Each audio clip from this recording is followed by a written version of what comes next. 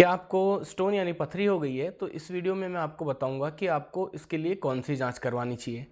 क्या आपके लिए सोनोग्राफी उपयुक्त रहेगी या आपके लिए एक्सरे करवाना ठीक रहेगा या सीटी स्कैन आपके लिए अच्छी जांच रहेगी? अगर आप कंफ्यूज हैं कि क्या करवाना है तो ये वीडियो सिर्फ आपके लिए है। सबसे पहले मैं आपको बताता हूँ कि स्टोन 4 प्रकार के होते हैं। कैल्शियम स्टोन होते हैं जो भी 2 प्रकार के होते हैं, कैल्शियम ऑक्जिलेट और कैल्शियम फॉस्फेट।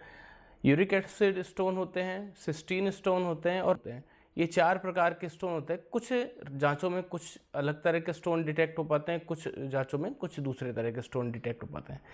सबसे पहले मैं आपको सोनोग्राफी के बारे में बताता हूँ। सोनोग्राफी जिसको यूएसजी भी बोलते हैं।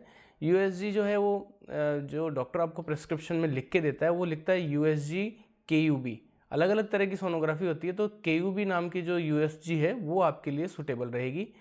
यूएसजी के कुछ फ़ायदे हैं, कुछ नुकसान हैं। सबसे पहले हम फ़ायदों के बारे में बात करें तो सोनोग्राफी जो होती है वो लगभग हर तरह के स्टोन डिटेक्ट कर लेती है। ये स्टोन की साइज़ और लोकेशन भी ज़्यादातर केसेस में पता लग जाता है कि किस साइज़ के स्टोन है और किस लोकेशन पे है। क्या स्टोन कोई फंसा हुआ है वो भी इससे पता लग जाता है। बस इसका एक ही नेगेटिव पॉइंट है कि ये यूरेटर में होने वाले स्टोन्स को कभी कभी डिटेक्ट नहीं कर पाती और साइज में अलग अलग जगह से हम करवाते हैं तो थोड़ी बहुत वेरिएशंस आती हैं। दूसरी रिपोर्ट है एक्सरे। एक्सरे पहले बहुत ज़्यादा प्रचलन में थी पर आजकल एक्सरे डॉक्टर्स ज़्यादा करवाते नहीं हैं। उसके दो कारण हैं। एक तो एक्सरे जो है वो केवल कैल्शियम वाले स्टोन हैं उनको डिटेक्ट कर पाते हैं, जो यूरिक एसिड वाले स्टोन हैं उनको ये डिटेक्ट नहीं कर पाते हैं क्योंकि ये जो है एक्सरे की रेस पे जो है डिपेंडेंट है। तो एक्सरे जो है वो कैल्शियम को तो डिटेक्ट कर लेता है, बाकी और जो स्टोन्स हैं उनको ये पकड़ नहीं पाते हैं।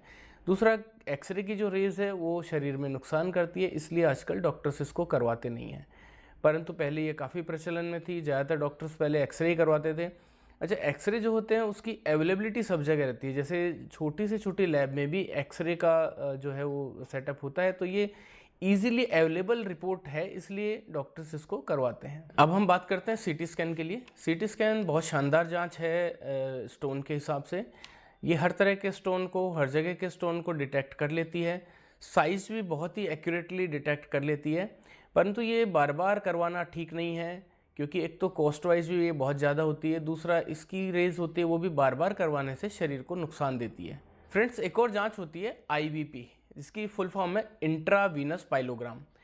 बहुत बार ये होता है कि डॉक्टर आपको ये बोलते हैं कि आपका स्टोन जो है वो यूरेटर में है या बहुत बड़ी साइज़ का है और ये फंसा हुआ है। ये हो सकता है किडनी से जो यूरिन बन के निकल रहा है उसके फ्लो में रुकावट डाल रहा हो। इसके फ्लो के रुकावट जानने के लिए आईवीपी नाम की जांच होती है। इसमें एक डाई बॉडी में इंजेक्ट की जाती है और उस डाई के इंजेक्ट करने के 5 मिनट बाद, 10 मिनट बाद, 15 मिनट बाद और आधे घंटे बाद जो है एक्सरे की इमेजेस ली जाती है। ये इमेज क्या करती है कि ये बिल्कुल एक लाइन से जो है ना वो यूरिन का फ्लो दिखाती है, जिससे ये पता लग जाता है कि किस जगह पे रुकावट है और कितनी रुकावट है। क्या किसी साइड पूरी 100% रुकावट है, वो भी इस जांच से पता लग जाती है। बहुत बार जिनके रिकरेंट स्टोन होता है ना, वो लोग ये कंफ्यूज होते हैं कि हमें सर्जरी करवानी चाहिए या मेडिसिन ही लेनी चाहिए। अगर उनके फ्लो में 100% रुकावट नहीं है, फ्लो थोड़ा बहुत चल रहा है, तो वो मेडिसिन पे रह सकते हैं। अगर 100% रुकावट है तो उनको सर्जरी के लिए सोचना पड़ सकता है। फ्रेंड्स, कुछ ब्लड की जांचें भी होती है जो किडनी स्टोन से संबंधित है, जैसे जो आरएफटी यानी रीनल फंक्शन टेस्ट, जिसको किडनी फंक्शन टेस्ट भी बोलते हैं, वो करवा लेना चाहिए।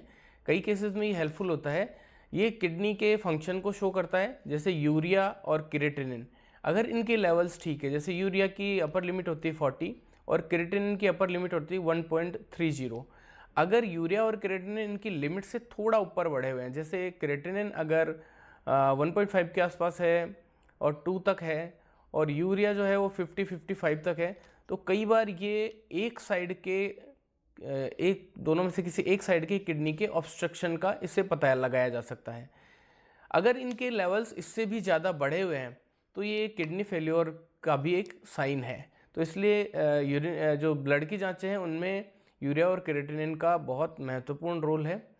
एक यूरिक एसिड भी उससे पता लगाया जा सकता है ब्लड की रिपोर्ट से। मैंने जैसे स्टार्टिंग में बताया था कि 4 तरह के स्टोन होते हैं, उनमें एक यूरिक एसिड स्टोन भी होता है। जो यूरिक एसिड स्टोन होते हैं उनमें ब्लड में भी यूरिक एसिड का लेवल ज़्यादा मिलता है। ब्लड की जांचों के अलावा यूरिन की भी कुछ जांचें होती है, जैसे रूटीन यूरिन एग्जामिनेशन जो जांच होती है उसमें कुछ चीज़ें पता लग जाती है, जैसे उसमें WBC, RBC, क्रिस्टल्स, ये 3 चीज़ें महत्वपूर्ण हैं। अगर आपको यूरिन का इन्फेक्शन है तो उसमें WBC बढ़ी हुई आएगी, पस सेल्स बढ़ी हुई आएगी और RBC भी कुछ मात्रा में आ सकती है। परंतु अगर आपको स्टोन है तो स्टोन में क्रिस्टल्स जो है वो यूरिन में पाए जा सकते हैं। जैसे आप अगर रिपोर्ट देखोगे ना, उसमें क्रिस्टल का अलग से कॉलम होता है। अगर क्रिस्टल्स यूरिन में आ रहे हैं और साथ ही साथ अगर RBC भी थोड़ी बढ़ी हुई आ रही है, तो RBC जो है वो उसका मतलब है यूरिन में थोड़ा थोड़ा ब्लड आ रहा है। तो ये जो है यूरेटर में होने वाले स्टोन्स में ऐसा होता है, कभी कभी ब्लैडर के स्टोन्स में भी हो जाता है। तो ये रिपोर्ट्स जो है वो पता करने में हेल्पफुल होती है कि हमारे स्टोन हो सकता है या नहीं हो सकता। साथियों, किडनी स्टोन में बहुत सारी जांचें होती है और अलग अलग जांचें अलग अलग इंसान के लिए सूटेबल हो सकती है। अगर आपको शुरुआत में अगर करवानी है तो सबसे सेफ़ और सबसे अच्छी जांच सोनोग्राफी है।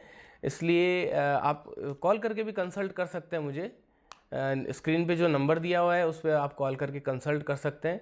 हम पूरे इंडिया में जो है किडनी स्टोन की मेडिसिन भी डिलीवर करते हैं और 5000 से ऊपर हमारे सक्सेसफुल ट्रीटमेंट के केसेस हैं किडनी स्टोन के। तो आप हमें कॉल करके कंसल्ट कर सकते हैं। Thanks for watching this video.